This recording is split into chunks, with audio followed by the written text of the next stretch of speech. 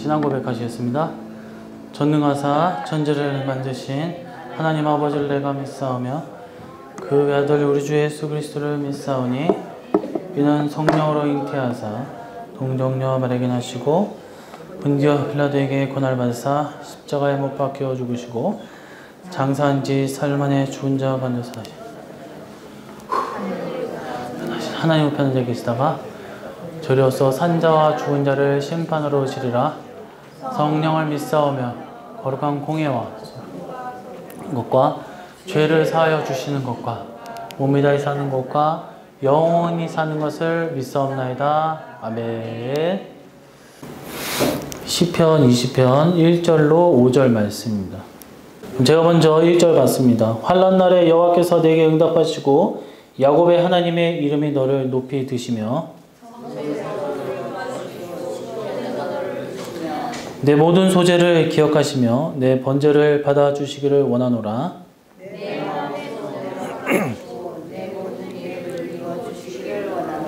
우리가 너의 승리로 말미암아 개가를 부르며 우리 하나님의 이름으로 우리의 깃발을 세우리니 여호와께서 내 모든 기도를 이루어 주시기를 원하노라. 아멘. 네, 할렐루야. 자, 오늘은 이제 담임 목사님 대신해서 제가 말씀을 이제 전하게 됐는데, 오늘 말씀의 제목은 이 환난 날에 응답하시는 여호와라는 제목으로 말씀을 전하고자 합니다. 오늘 말씀을 통해 우리의 삶에 매일매일 겪는 그런 어려움, 그 환난 가운데 구원하시는 하나님을 우리가 바라보는 시간이 되기를 주님의 이름으로 간절히 축원합니다. 이 본시는 이제 소 제목에 나와 있지만 시편 20편은 이스라엘 2대 왕이었던 다윗이 지은 시입니다. 다윗은 우리가 잘 알듯 훌륭한 성군이고 하나님 앞에 사랑을 받고 인정을 받던 사람이지만 그는 40년간 이스라엘을 통치하면서 하나님의 임재, 하나님의 축복을 누리면서 경건하고 신실한 통치자였습니다. 그러나 이러한 가운데서도 다윗은 그냥 평탄한 삶만 있었던 것이 아니라 고난과 역경과 수많은 어려움이 있었다는 거예요.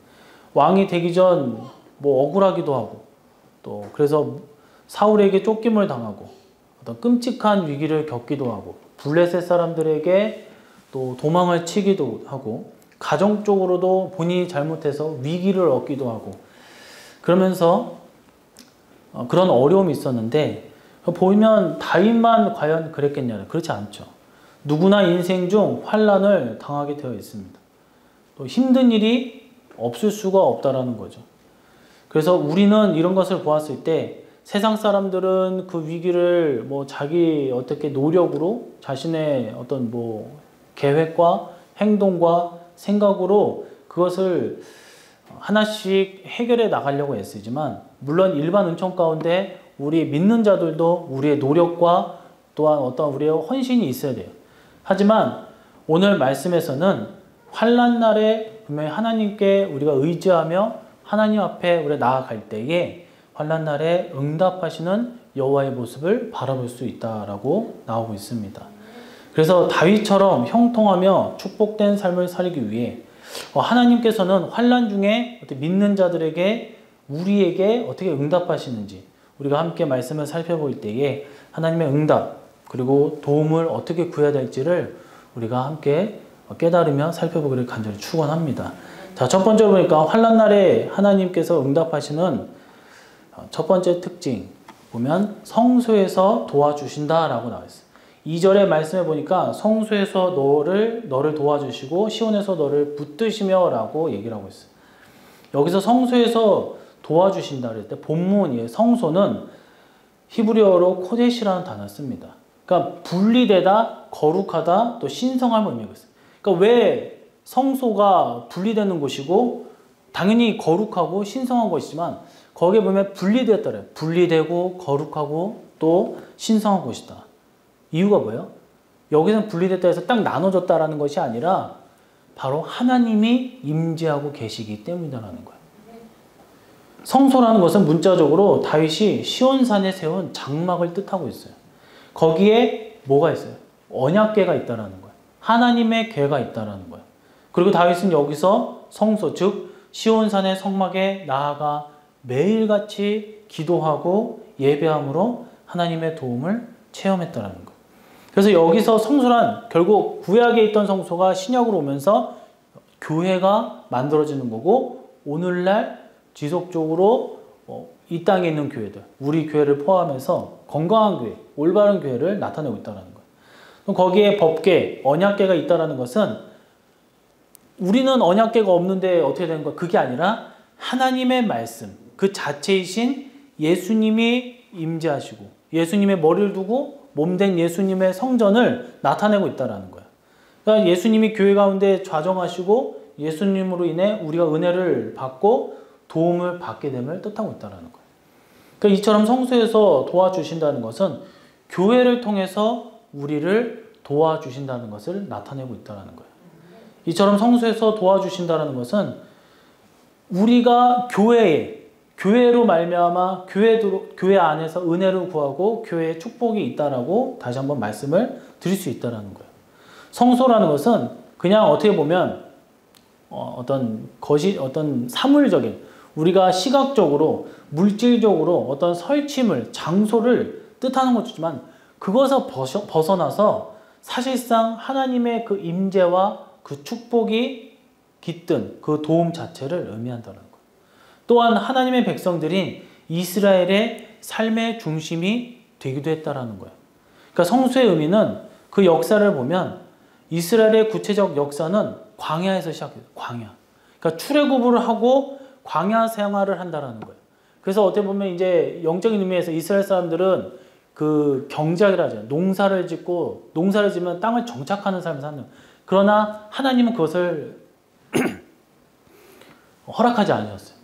이방인들이 경작하고 정착하는 삶을 사는 거지, 이스라엘 백성들은 정착이 아니라 유목민족, 계속 떠나는 거예요.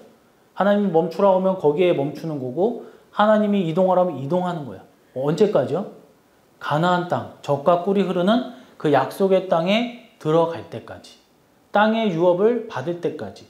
그 상징적으로 말하는 것이고요. 우리의 삶도 마찬가지래요. 이 땅에서 자꾸 우리가 정착해서는 안 된다는 거예요.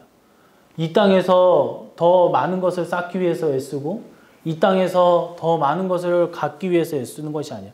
이 땅에서는 잠깐 우리가 있는 거고, 우리가 영원한 땅, 젖과 꿀이 흐르고 약속의 땅, 그 천국에 우리가 소망을 품어야 된다는 거예요.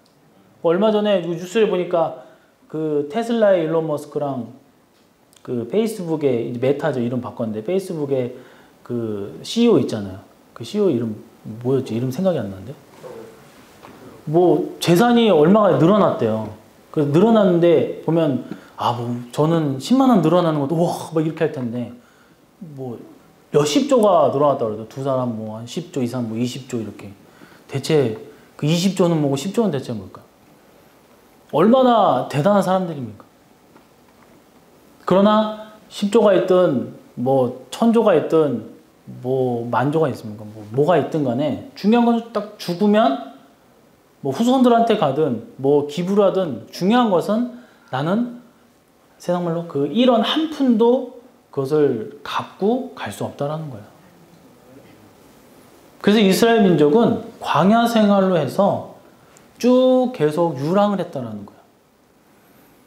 이스라엘 전 백성들은 12지파가 3지파씩 동서남북으로 진을 쳐서 그 중심에 성막을 짰어요.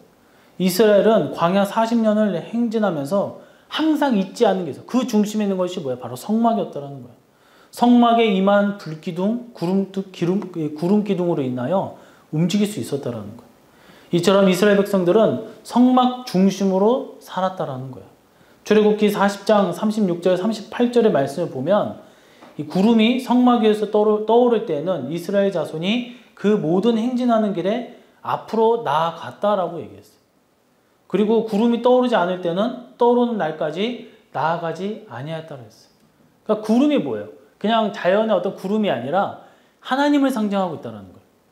그리고 낮에는 여호와의 구름이 성막 위에 있고 밤에는 불이 그 구름 가운데 있음을 이스라엘 온 족속이 그 모든 행진하는 길에서 그들의 눈으로 보았더라라고 했어요. 이처럼 이스라엘의 처음 역사는 이 성막을 중심하여 모든 일이 이루어지는 거예요. 시작, 과정, 끝마침. 성막 중심에 있었다는 거예요. 이스라엘이 가나안 땅에 입성해서도 마찬가지예요. 그러면 가나안 땅 딱 입성해서 우리 약속했으니까 거기서 끝나냐? 그렇지 않다라는 거예요. 성막은 없지만 이제는 뭐예요? 이스라엘 중심 실로, 즉 예루살렘으로 이동해서 거기에서 성전을 짓고, 다윗이 이제 성전을 짓진 않았지만 이제 솔로몬의 성전을 짓고 나서 성막 그리고 성전으로 바뀌면서 이스라엘의 중심이 되었다라는 거예요. 이들은 큰 절기로 7대 절기가 있어요. 그때마다 성전에서 모여 예배하고 기도했어요. 그들은 그 성전 중심의 삶, 그 성전에서 이 어떤 빼놓은 삶을 살 수가 없다라는 거예요. 성전을 빼놓고는 내 삶이 존재하지 않는다라는 거예요. 어떻게 보면 거기에 막 얽매이고 막 그런 게 아니라 성전이네요. 하나님이 임재하는 것, 하나님을 자꾸 생각하게 하는 것, 하나님을 나와 함께 하는 것, 하나님이 잊지 않게 하는 것, 그것을 바라보는 거예요. 선악과도 사실 마찬가지예요. 선악과를 바라보면서 뭐예요? 그것을 어떻게 해서 내가 먹고 그것을 하나님의 말씀 어기는 것이 아니라 그 선악과를 바라보면서 원래는 뭐 해야 돼요? 아, 하나님 저거 먹지 말라고 그랬지? 그러면서 하나님을 생각해야 된다는 거예요. 선악과를 왜 만들어가지고 왜 우리를 죄를 짓게 해서 우리를 힘들게 하냐 이렇게 하는 사람인데, 선악과의 존재 유무는 그것을 파괴하고 그것을 먹으라고 하는 것이 아니라 먹지 말라고 한 하나님의 명령, 하나님의 그 말씀을 떠오르면서 선악과를 바라보면서 뭘 해야 돼요? 바로 하나님을 기억해야 되고 하나님을 기념해야 된다는 거예요. 교회도 마찬가지예요. 교회를 보면서 아, 교회를 상대로 무엇을 할 수 있을까? 교회에서 내가 뭘 할까? 어떻게 사람 만나고 뭐하고 뭐 일반 은총 가운데 뭘 할 수 있겠죠. 친구를 사귀고 뭐하고 할 수 있겠죠.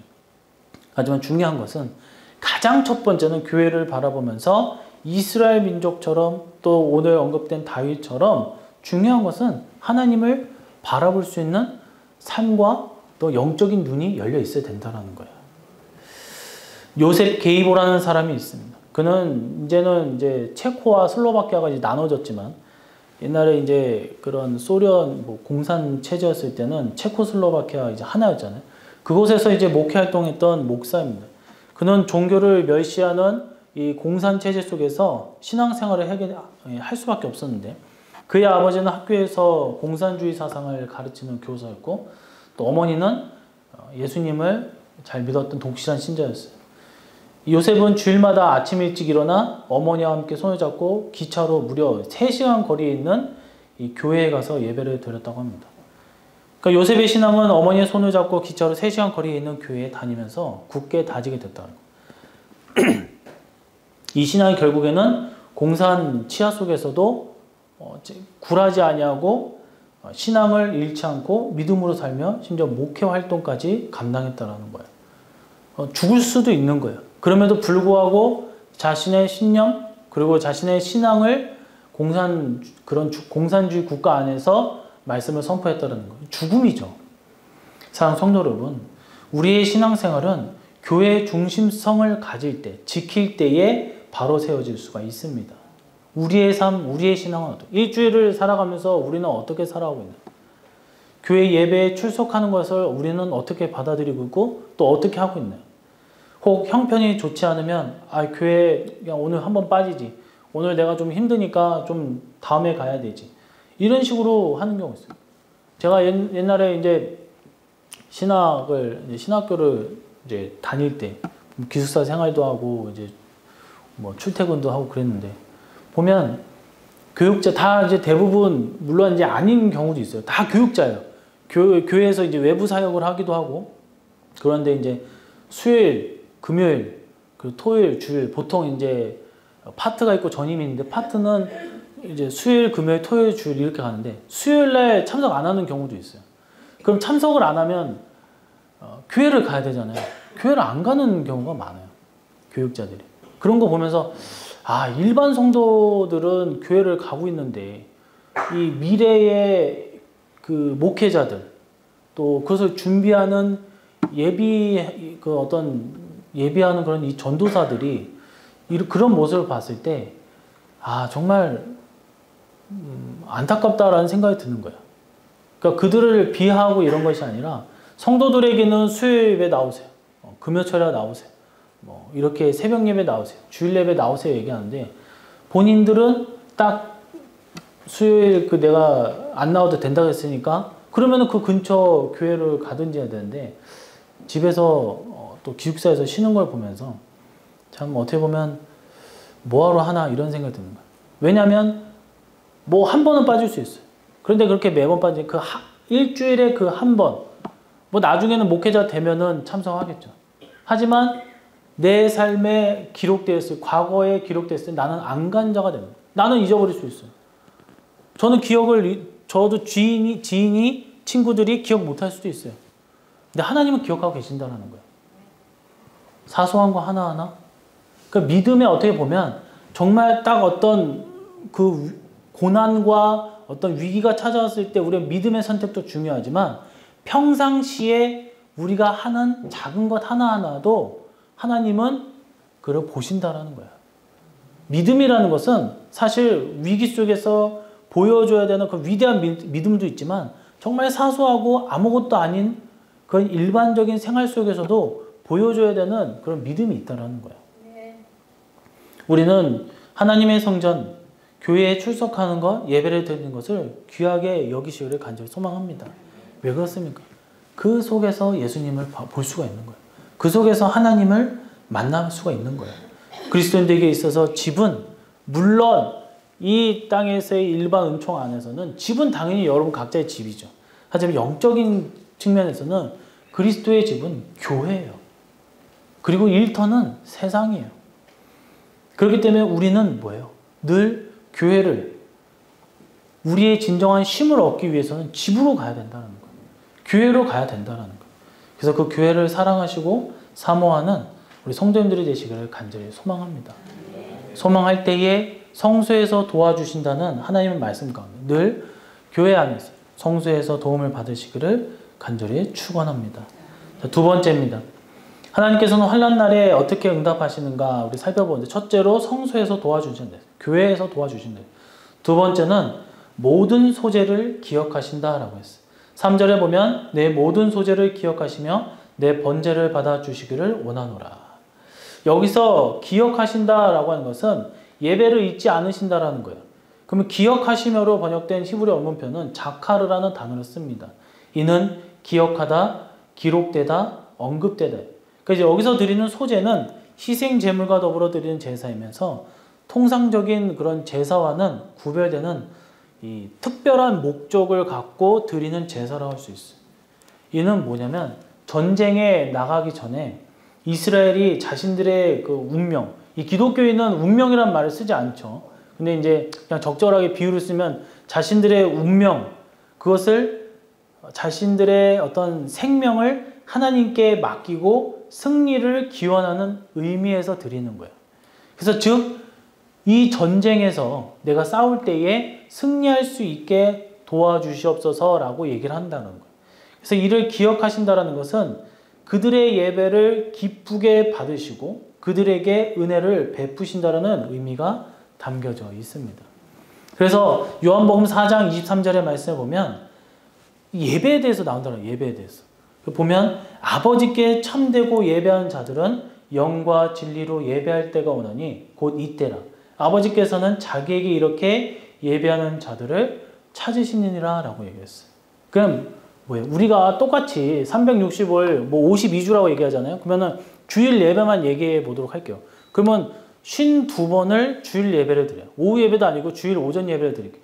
그러면 우리가 50번하고도 2번의 예배를 드린다고 치면 여기에서 보면 아버지께 참되고 예배하는 자들, 그리고 영과 진리로 예배하는 자들, 그런 자들에게 주님은 찾아가신다는 거예요. 그 반대로 얘기하면 뭐야? 이 중에 뭐 하나라도 빠지면 주님께서는 만나주시지 않는다는 거예요. 이게 어떻게 보면 참 무서운 말이죠. 그러니까 우리는 52번을, 52번을 하나님 앞에 예배를 드렸다 생각했는데 어찌 보면 단 한 번도 하나님께서 예배를 받지 않으실 수도 있다는 거예요. 그래서 바른 예배라는 것은 바른 제사, 바른 제물, 온전한 희생이 포함되어 있어요. 그래서 예전에 구약시대 때 보면 무슨 제사를 한번 드리고 또 무슨 제물을 한번 드리고 무슨 번제, 소제 뭐 하는 거 보면 보세요. 뭐 대속제일, 뭐하고 뭐 짐승을 가거두고 뭐하고 성소에 있고 지성소에 들어가고 얼마나 복잡하고 시간이 오래 걸리겠고 얼마나 엄숙하고 그럽니까? 그런데 예수님으로 딱 말미암아 그냥 간단해진 거예요. 예배가 간단해지고 또 회개의 기도가 간단해지는 거예요. 그러나 분명한 것은 뭐예요? 함축됐다라는 거예요. 함축. 저는 그렇게 생각해요. 우리가 그렇게 복잡하고 그런 제사를 드리진 않지만 함축돼서, 그러니까 압축이 돼서 그만큼 우리가 회개 기도를 할 때 엄숙하고 또 온갖 절차를 지킬 필요는 없지만 그거를 삭제한 것이 아니라 그거를 하나하나 다 뭉치고 압축을 시켜서 그만큼의 짙은 농도와 밀도가 높은 기도가 나와야 된다는 거예요. 예배가 나와야 된다는 거예요. 우리가 굳이 막 짐승을 올리고 불에 태우고 뭐 절차를 하고 대제사장한테 뭐 그럴 필요는 없지만 그만한 고생과 헌신을 압축한 예배로 우리가 주님 앞에 나와야 된다는 거예요.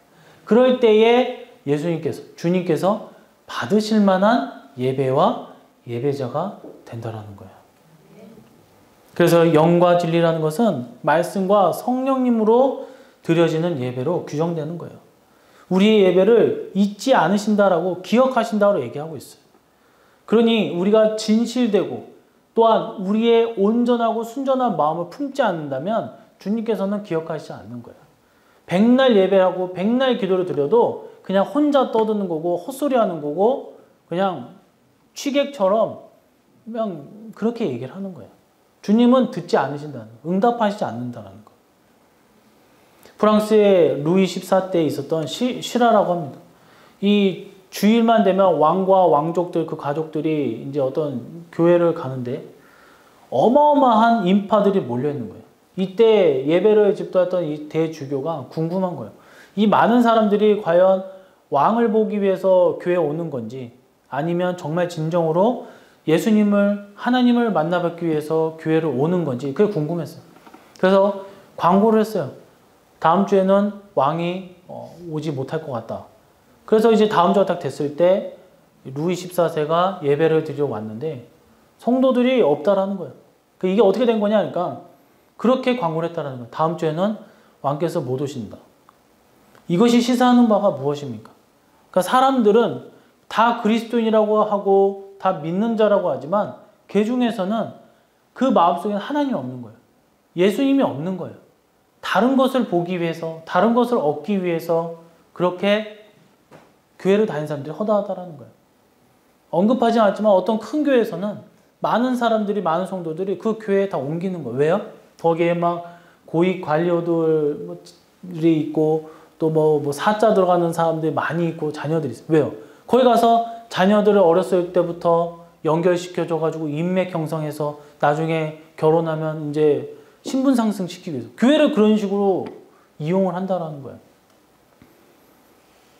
교회를 다니면 뭐합니까? 결국 그 속에는 생명이 없다라는 거예요. 사랑하는 성도 여러분, 우리의 예배는 어떻습니까? 하나님 보시기에 합당한 예배와 또한 예배의 참석자입니까? 하나님께 온전한 영광을 돌려드리는 예배를 드리고 있습니까?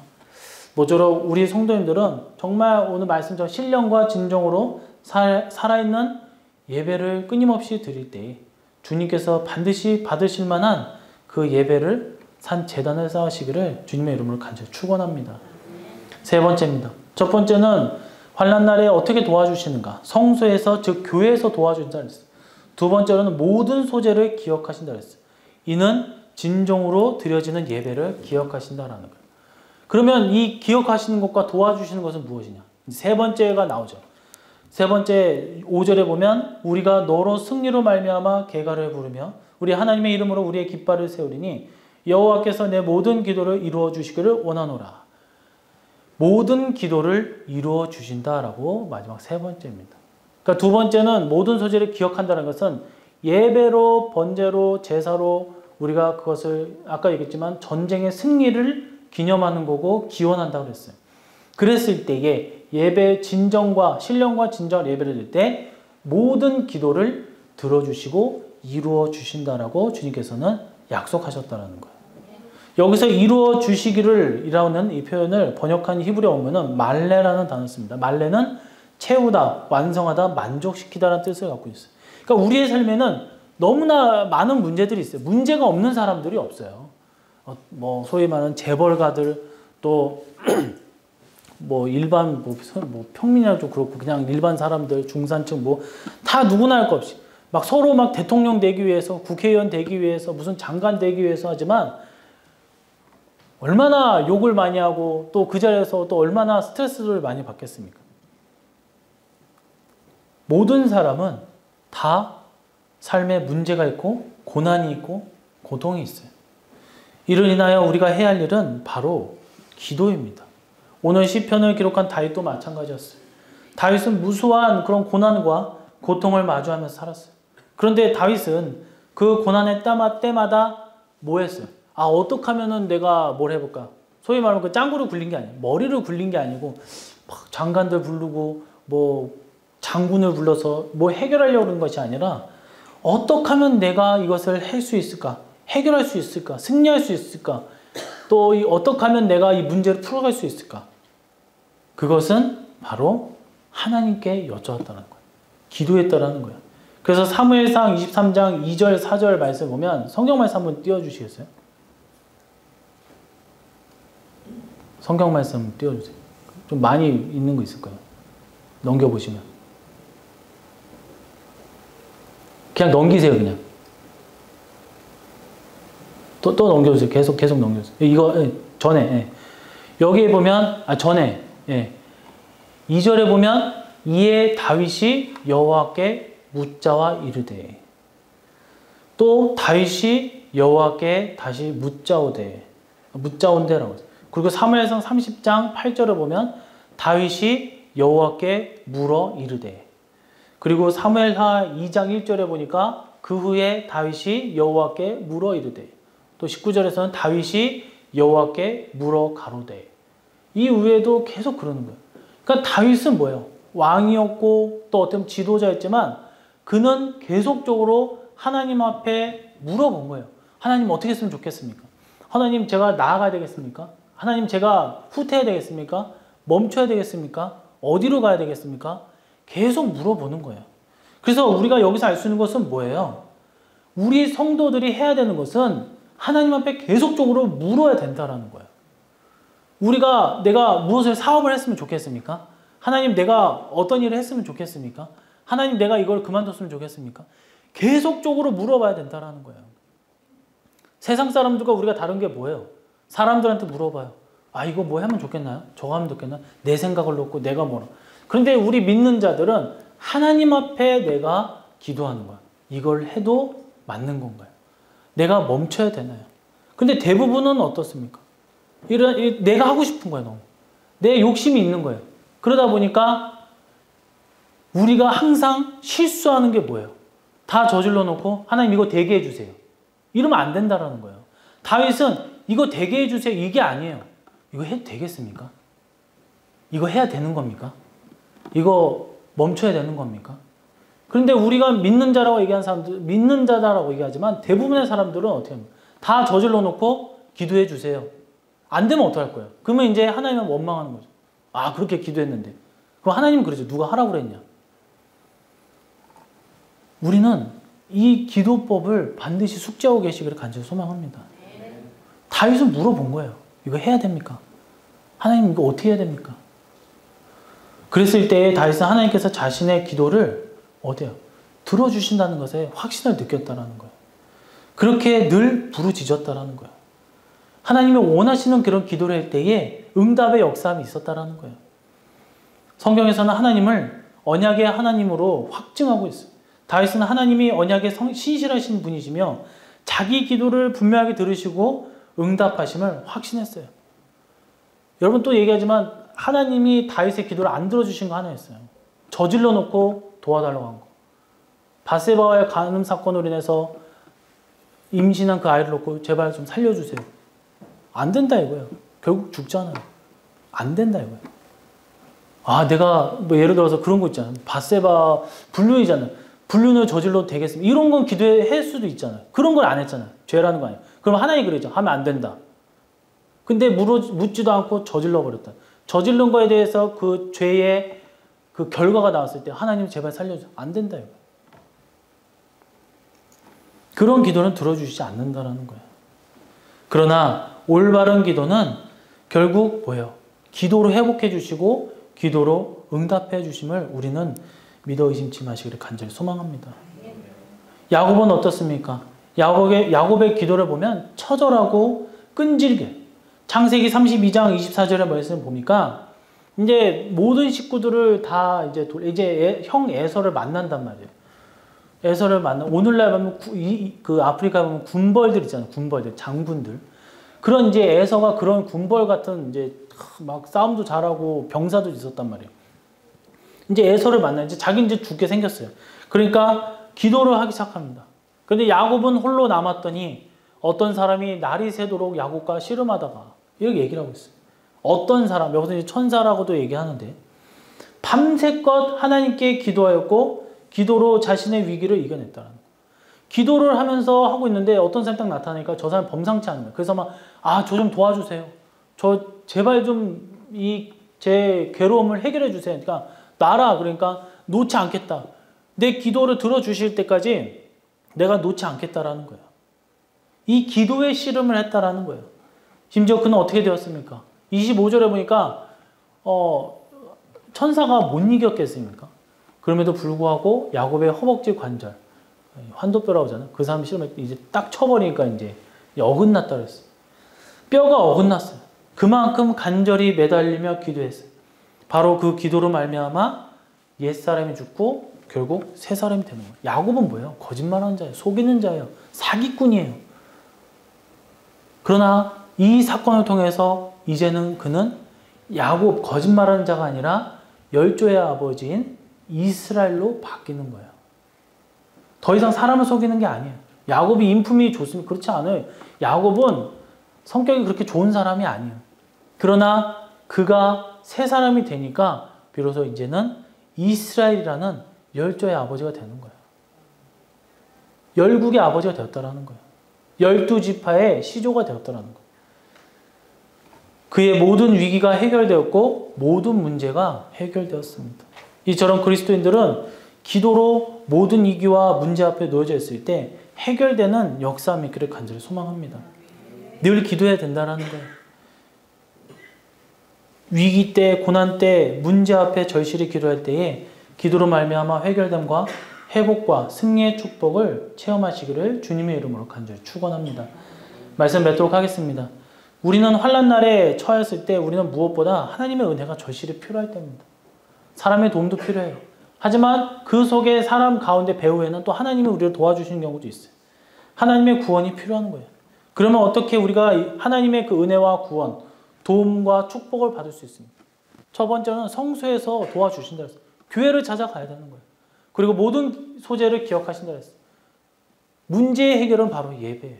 그러나 신령과 진정으로 주님 앞에 신실하게 나아갈 때, 온전하고 순전한 마음 품고 나아갈 때에, 그리고 우리의 기도를 갖고 들고 온 그 모든 문제의 그 기도를 주님 앞에 쏟아낼 때에 비로소 주님께서는 들어주시고 이루어주시고 해결해 주실 줄로 믿습니다. 하나님께 기도하며 교회를 통해 예배를 통해 결국 다윗이 받았던 그 축복, 야곱이 해결되었던 그 사건 통해서 우리에게 은혜를 베풀어 주시고 우리의 삶에 모든 문제, 질병이 있다고 한다면 승리하시고 깨끗하게 나음과 또한 악한 영이 물러가고 형통함의 역사함이 이루어지기를 주님의 이름으로 간절히 축원해드리며 다 같이 기도하도록 하겠습니다. 오늘은 환난 날에 응답하시는 여호와라는 제목으로 하나님의 말씀을 우리가 나눠봤습니다. 우리는 세상 누구보다도 의지할 만하며 믿을 수 있는 예수님만을 알고 따르고 있습니다.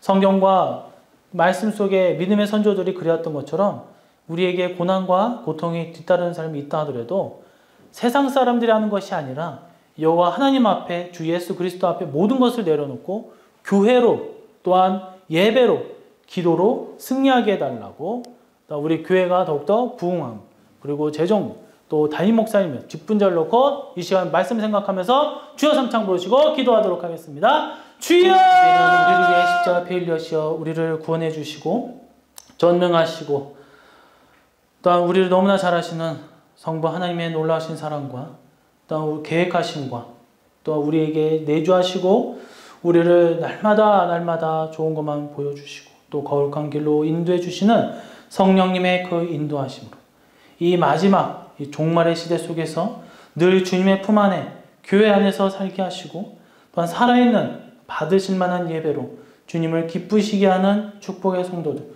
거룩한 성도들이 되게 하시고 기도로 모든 악한 영과 질병과 고난과 고통이 물러가 주님의 그 응답하심이 주님께서 허락해 주시는 그 기쁘고 축복이 넘치는 그 은혜와 그 충만함이 우리 성도님들 머리 위에 그리고 가정과 교회 더 나아가 우리의 성도들의 사업터에 또 외부에서 예배를 주관하시는 담임 목사님에게도 영원토록 함께 있을지어다. 아멘.